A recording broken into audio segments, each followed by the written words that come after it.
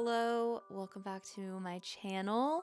I'm Caitlin if you're new here, and I make lifestyle content. I've recently found myself unemployed for the first time in my 12-year career working as an in-house graphic designer. I recently chose to walk away from my full-time job. These are the 5 things I did immediately after realizing that I was no longer going to have a steady monthly income. So I'm just going to be looking down at my phone to refer to what I've written down. Yeah, let's get into it. My first tip is to assess and regroup. And by that, I mean, just take some time and do some self-care. Think about maybe what you want to do next before rushing out to apply for a bunch of jobs, and just journal, reflect, and just take some time for yourself. You can reflect on your skills and your strengths, maybe your career goals. For me personally, I don't want to rush back into a corporate 9-to-5. So that looks like maybe exploring different opportunities that I might have, still, being able to utilize my skill set. So that might look like freelance work or starting a creative business, which is something I've wanted to do my entire career. So I kind of feel like this is just a really good opportunity to take that time and kind of dive into something that I've always thought about doing, but I've been too afraid to do. The other thing that you can do during this time is maybe update your resume and your LinkedIn profile, or if you are actively seeking another job in the same field, reach out to friends and colleagues that might be able to help you land your next role. So that's my first tip. My second tip is to reevaluate your budget and your finances. And I just want to say that I am in no way giving you specific financial advice. I'm not a financial advisor. These are just my opinions of what could be helpful. So evaluate your financial situation. Personally, that looked like creating a budget and really honing in on where we could cut some extras out, canceling unnecessary expenses. I actually downloaded this finance planning app. It's called Rocket Money. I've been targeted through all the podcasts that I listen to start using Rocket Money for the longest time now. So I finally decided to start using it, and I actually ended up saving like $200 in unwanted subscriptions. That's crazy. This is not like sponsored or a plug for them, but I've definitely found them useful. So that's one thing. Cut out unnecessary expenses.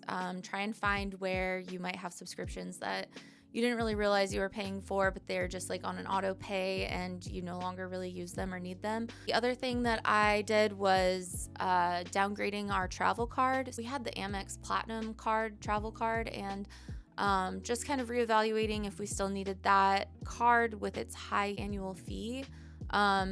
We won't be doing much traveling this year, and the points that it had earned from the initial sign up were gone, and we'd utilized all of the travel benefits from it in the past 2 years. So I decided that it was probably time to downgrade that card. So just finding ways to save if you are paying for high annual fee cards. The other thing you can do is, if you're eligible, to apply for unemployment. This can really help bridge the gap while you don't have an income. It's definitely something to consider. Also, just kind of shop around for insurance. It's always a good idea to just kind of look at your expenses and reevaluate and see places you can save. Another thing is, if you received some sort of severance from job loss or whatever, if you don't have an emergency fund and you are able to save the majority of your severance, it's probably not a bad idea to set that money aside in case you need to dip into it down the road if you're unable to find work or a new job. Or say your spouse or partner has income that you can budget and live off of one paycheck. Try to save as much as possible is my advice, and that's what I'm doing. I'm just trying to save anywhere I can until I find another source of income. Tip number 3, skill enhancement. So maybe use this time, if you don't have to jump right back into a job, to do some self-improvement. Maybe that looks like learning a new skill online, getting a certification in something that can help make your resume stand out. Personally, I am taking some online classes. I'm following a YouTube series on how to use my camera better. I really want to get good at filming content and just elevating my content. So I feel like using my camera, like knowing all of the manual settings that I can utilize on it, and then also just like improving my sound quality is going to make my content overall stand out. And that's one of my big goals, is I want to put more time into my YouTube channel and become monetized so that this can eventually become a little bit of a side income for me. Yeah, utilize this time to learn a new skill, enhance some skills that you already have. You could start a side hustle. You could start an Etsy shop. If you know how to knit, oh my gosh, I want one of these so bad. These headscarves that they're like super popular. I saw them all over Instagram during Copenhagen's Fashion Week, and it was just these really cute like knitted headscarves. And I want to learn to make one, but I would much rather buy one because my knitting skills are just not that great. But like things like that, maybe start an Etsy shop, just like start utilizing some of your hobbies and skills and try to make an income from it. Tip number 4 is to establish a routine or continue on with your normal routine. So take the first couple days or week if you need to kind of decompress. But I highly recommend sticking to a normal routine, not sitting around watching TV all day or being on your phone all day. You want to be productive and not feel like crap, right? I personally like to be doing things all of the time. So for me, that looks like I'm still getting up around 6:30. I'm still getting a workout in first thing.